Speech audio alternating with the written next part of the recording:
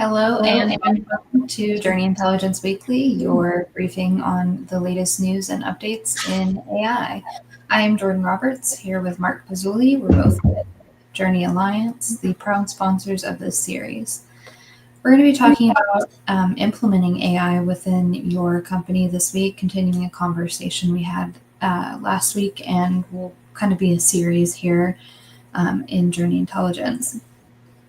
But before we jump into that, if you're interested in learning more about AI transformation and the kinds of things that we're talking about, you can scan our QR code there or click the link that I've dropped in the comments. By the way,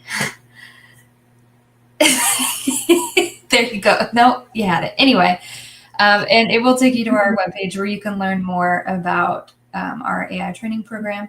Additionally, you can sign up for our newsletter, which will give you some tips and tricks that we cover, as well as some news in AI. So, as I said, we're going to be talking about kind of how companies are implementing AI, and in this episode in particular, the common challenges that they're facing as they're doing that. So I'm going to let Mark kick us off there. So take it away. So we're going to talk about, as Jordan said, some of the common challenges companies are running into, and they fall into kind of few major categories or buckets, if you will. And I think if we start, most of them are not directly technology challenges, but they're more of, I think they're all tied together by the fact that they're all technology strategy challenges, right? So, for a small business, I think that's a fairly challenging thing. They depending on the size of the business, they may be operating with kind of an overriding business strategy.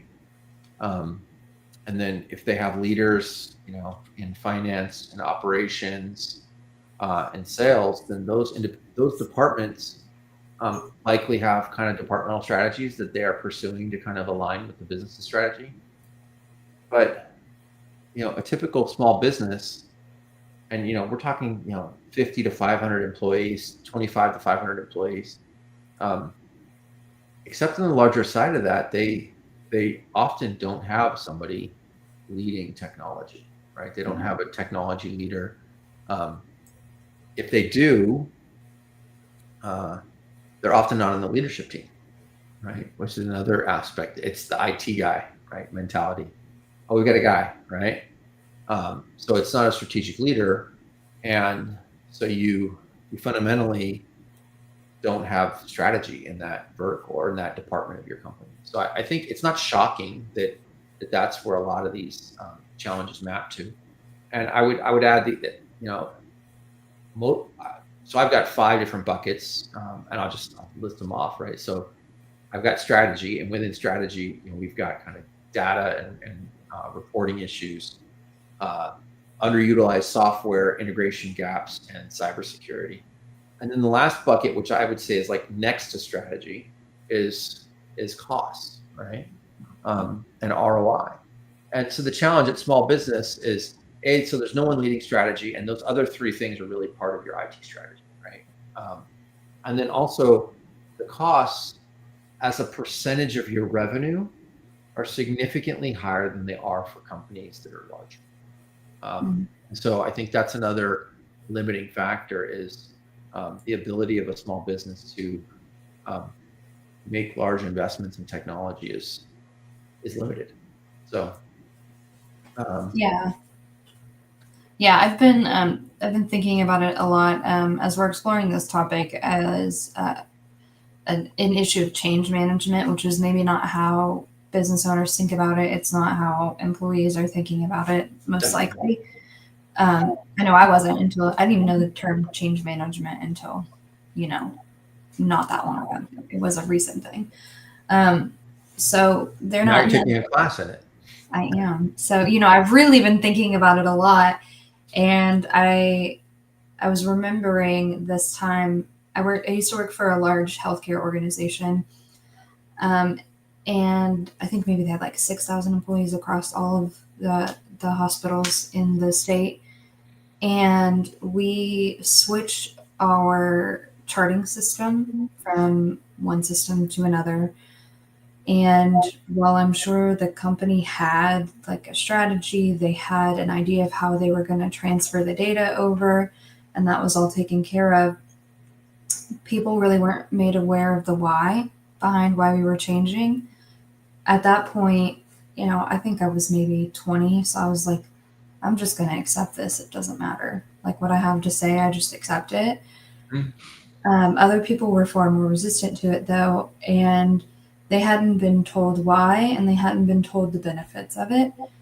I learned the benefits as I learned how to use it. I was like, oh, this system is actually easier to use. It works better with other healthcare systems. When we have a patient come in, we can get their data easier. So I learned, kind of after the fact that it was better, but there was a lot of resistance that could have been avoided had the company proactively said, we're changing to this, and this is why. We're implementing this change, and this is why. No question about it. Like if you as an employee felt uninformed, then at a bare minimum, right, like the communication strategy was lacking severely, or the messaging strategy, whatever you want to think about it, that as it's part of change management. Like, how are you going to communicate what's happening? How do you keep the employees who are a stakeholder informed, right? And they're the employees are a stakeholder in any project. How are you going to keep them informed? And they don't need to know everything. That's not the point. But I have a friend who said this to me once. It's really stuck with me. It's like you can either tell the employees your story about what you're doing, or they're going to tell themselves their own story.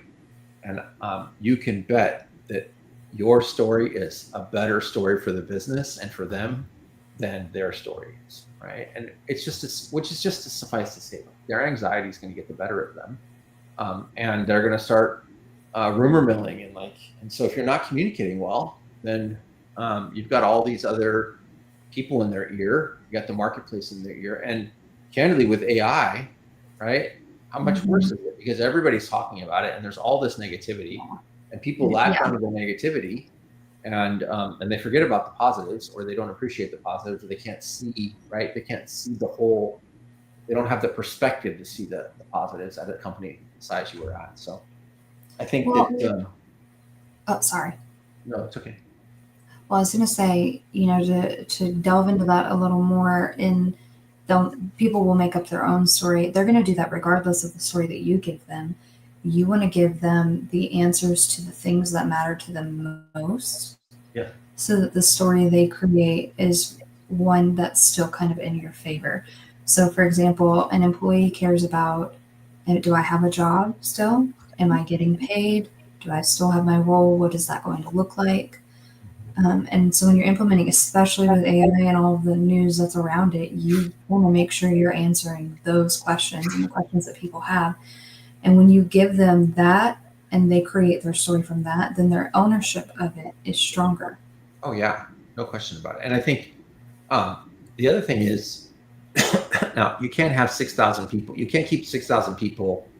You can't have 6,000 people contributing and to a project like that. But the more of them that you can have that got to speak into the project in some way, shape, or form before it was announced, or before it was maybe greenlit, right? The better off you are, right? Creating some champions among your staff that are going to go out and stifle like the negativity and say, no, I've seen the new system. It's better. Like it's going to be more efficient.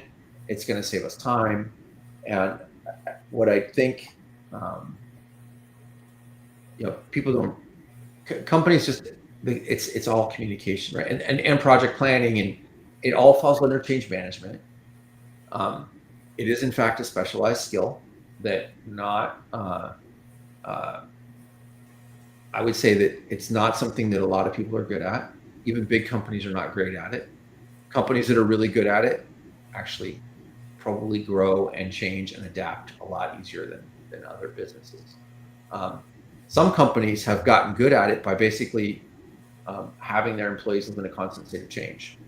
And so like they're just never thrown off because everything is always changing. It's an interesting concept if you think about it. Yeah, well, if you think about it, too, change has accelerated kind of, not company-wide, worldwide, I guess would be the way to say it, with the advent of the internet, of technology changing.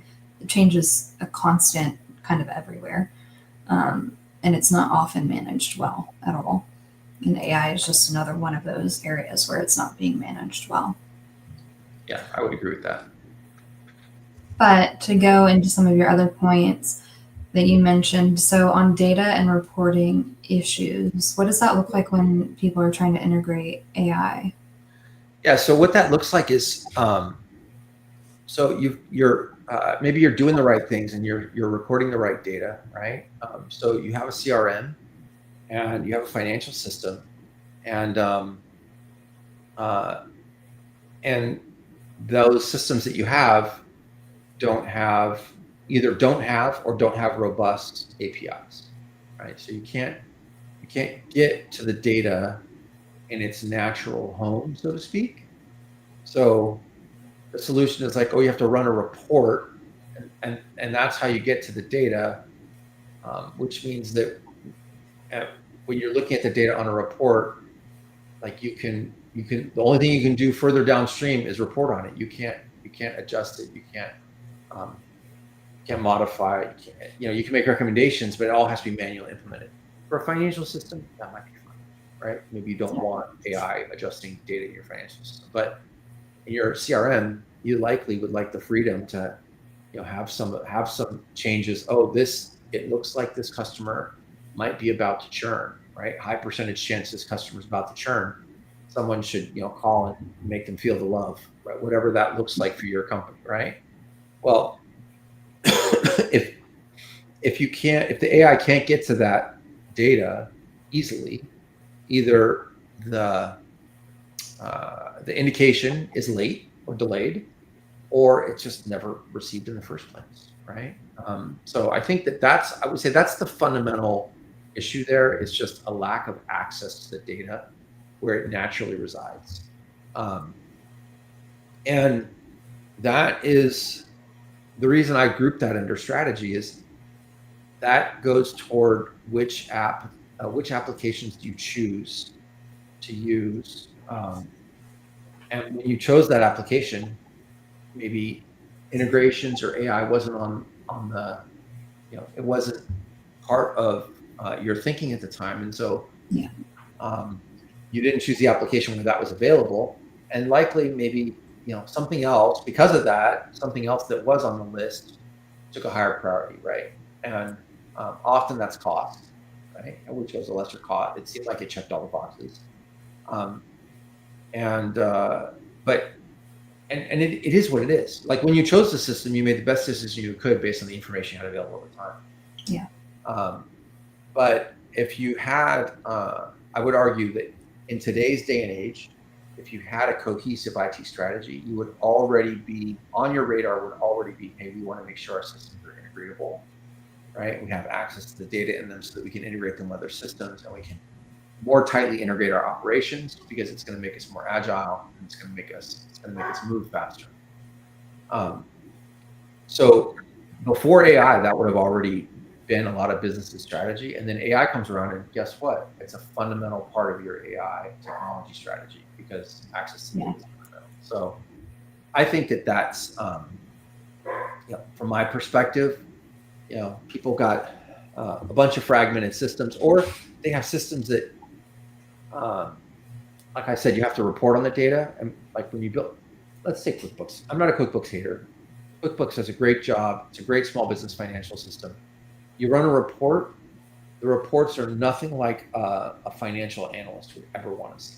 So in essence, they've got a bunch of dirty data, right? Or data quality. Like the data itself is good. The structure of the data is in poor quality, and that makes the data really hard to work with. So, it wouldn't be my accounting system of choice for a highly integrated company, right? So yeah. I think that's a problem that business owners have had like long before AI is what data do we need? What data is good data? What's going to tell us what we actually need to know? And it's like anything, if you try to put AI on top of a system that isn't working, it's just going to get you the bad result faster. Well, and that's the thing that they've been saying about kind of automation for the longest time, and it's very true, right? I would say with AI, it's even more dangerous, right? Because it might actually be acting on the data itself. It's not just Yeah. automating things; it's making decisions. Like it has the potential that it's making decisions based on the data, and if the data is not accurate, maybe it's making the wrong decision. So, but yeah, I think getting there's no perfect system, but having systems that support the vision, the technology vision for the company, right, is I think a really important aspect of your overall strategy. Yeah, well, and then I saw some people talking about how they won't give raw data to AI. They don't trust it with their their data, which is, that's a fair concern. But then that adds, there's this issue of having to sanitize the data or scrub it, and you're not actually able to get. Well, that takes time for one, and then you can't quite get what you need from it because you've had to sanitize it. So I think that's a real concern and a real barrier to implementing it well. Yeah, so that actually, it's interesting that you brought that up. So that actually can be tied to a couple things, right? So maybe you have a real security concern. You don't want your data in the cloud. You don't want to give it to OpenAI. You don't want to give it to Anthropic via their AI models. So what's the answer? Well, for a large company, the answer is fairly obvious. You're going to implement either a private cloud or an on-premises AI, right? So you're going to have your own. You're going to use you can use an open source model, but you're going to run it locally, and then your data doesn't ever get included in the training data. It doesn't get seen outside the business. It doesn't get logged, right, anywhere else. The problem is that's a six-figure project to start, right? So Yeah, that's so not something you can do with your IT guy. I mean, well, believe it or not, most IT guys would love the challenge and probably accomplish it. It's actually not as challenging as it sounds. Oh, well, I mean, it's no walk in the I park. know. Well, it's no walk in the park, but if you have, I mean, like in my experience, when people have an IT guy, that person tends to be pretty. Uh, I would give them a lot of credit because they are figuring out how to manage a lot of challenges in a variety of systems. So I don't want to. I don't want. Generally, they are a very accomplished technology generalist. So it would be a good project for them. They probably really enjoy it. The problem is it'd be expensive, and that's just the model. That's right. That's not the rest of the process. That's not everything else. So, Yeah, and then Mark's how long no before IT you? guys either. Yeah. Well, and then how long before you need to buy a new system, right? Or Yeah. right. So, it just opens up some. It exposes why that cost challenge is such a big deal, right? Because then you're going to have this underutilized piece of hardware. You're at work 8 hours a day, and the AI is sitting there chugging along, and maybe it's at some percentage of capacity, but as soon as everyone goes home for the day, it's going to spend the next 14 hours probably doing nothing, right? And so you got this piece of hardware that's doing nothing 14 hours a day. Yeah, well, and I think this idea of having a local AI, that's so beyond so many people's understanding for Yeah, I for think how that's fair. for how things work. Yeah.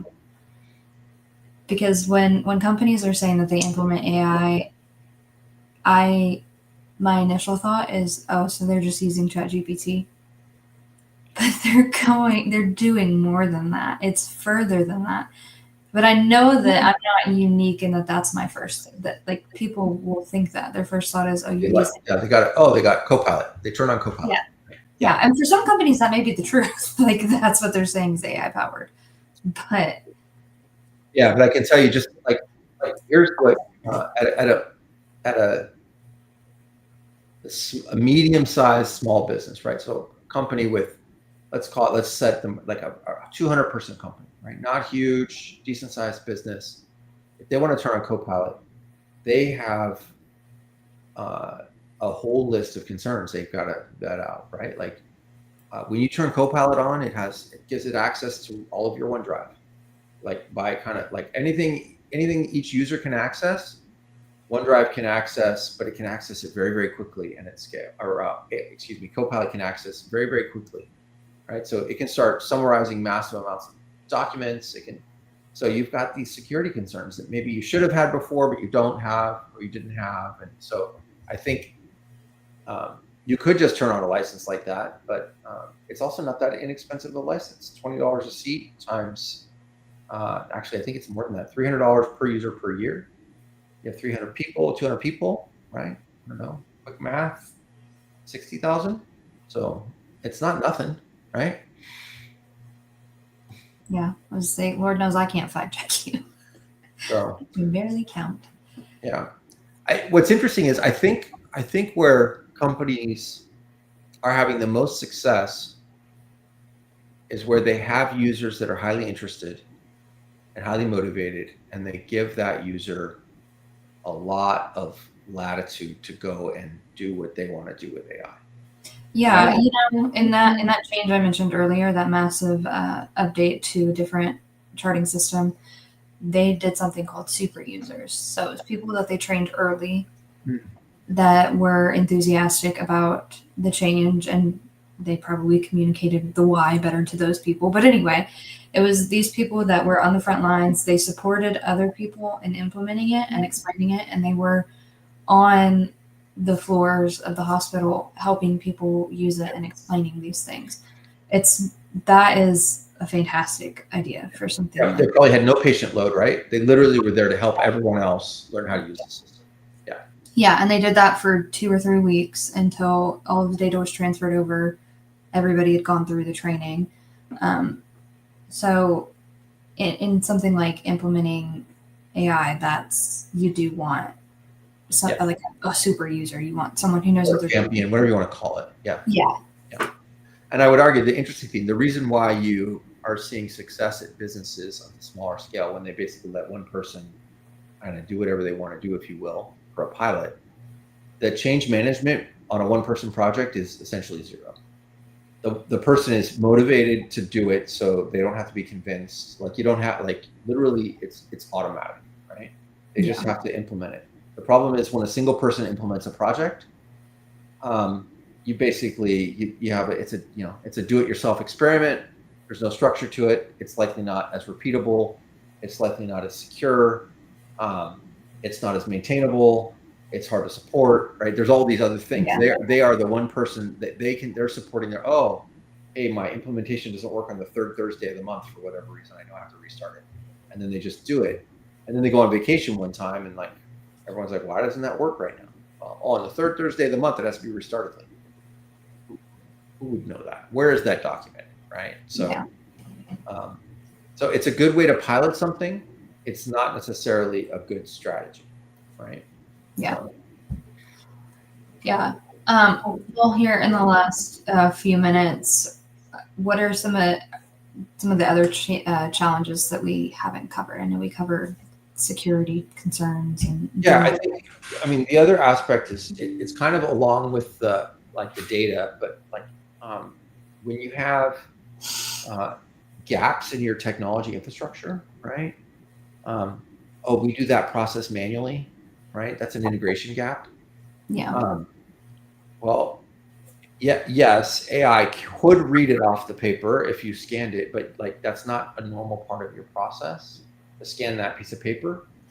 And so now you've got analog information that could be valuable to an automation, but it's not available to the automation because it's analog. So I think that's just another, that's companies that haven't completely kind of gone through a digital transformation, if you will, and they're not using 100% electronic records everywhere. And so because of that, they are, the data is just not available at all times, right? And so therefore, AI wouldn't have access to it, or any automation wouldn't have access to it during those times. So I think that's just, it's related, but it's something that people don't think about as much. Oh, we just do that, we do that manually. Anything you do manually, I would argue it also could present an opportunity for an AI automation, because you're moving information from one system to another. And the reason there's a human in the loop, the reason there's a human in the middle, is because you need some level of human intellect to do that task. And as long as they're not also adding additional information that they're getting from like somewhere else, like potentially that's something you could automate, right? So that is a potential for improvement. But if it's a daily operational checklist and you're logging them, like that's not right. That information, if it's just getting filed and it's not getting digitized at some point, it's challenging to work with. So I think that's the other one. And I think the other thing is, like, there's a lot of there's some security concerns, and I think for a small business, they're unsure of how they're going to secure something like that, or it's expensive to secure it the way it should be, and therefore we come back to the cost factor, right? And so to do it right, it's expensive, and so they can't afford to do it right, and do it wrong, it's too risky. So they basically do nothing, right? So I think, from my perspective, I think those are some of the things that really cause challenges at small businesses. You've got the obvious overriding thing, like if the project is not well managed, the project itself is going to fail. But I think these are things that just slow overall adoption. Like, these are all things that kind of have to be dealt with before you even get to the fun stuff of AI. So Yeah, that's a good way to put it. The fun stuff of AI. You got to think of the boring strategy and how you're actually going to use it. Sad but true. Yeah, that's funny. Well, we're getting close to time, but is there any other thoughts that maybe we should cover, you think, Mark, or any news stories that we think are relevant? Yeah, I mean, there's an interesting announcement out from Anthropic this week, just today actually, that they enabled Claude to work with and create and edit Excel, basically documents and files, that it's going to have the ability to edit and manage documents and files. I think this is really exciting. Mhm. I tried to play with it today. I may not have it yet. All this stuff rolls out relatively slowly. So I have a Claude plan. I have Claude Max actually. So I should be in the group that has it, but I tried it and it was giving me instructions on how to create the Excel file myself. So if it has the capability, someone forgot to tell Claude. But It'll be pretty cool when it does roll out. Yeah, but I'm really excited about it because this has been a shortcoming. I think this has been something that that people have really struggled with for a while. It's like it couldn't effectively create like a Word document, or it could create something in text and then export it to Word, but like it didn't have this like editing a live Word document or editing a live Excel document. So I think that is really powerful as we see that come out more and more in both ChatGPT and in Claude. So, yeah, super cool stuff. I look forward to hearing when you do get it to work. Yeah, we'll see. Well, that's all the time we got for today. So thank you everyone for joining us. And again, if you are curious about AI transformation, you can scan that QR code there or click on the link that I put in the comments. It'll take you to our webpage where you can also sign up for our newsletter and learn more about the program. Either way, one of the ways where you can learn more about our AI training program. And you will see us back here next Thursday at 3 p.m. Eastern. Thanks everyone.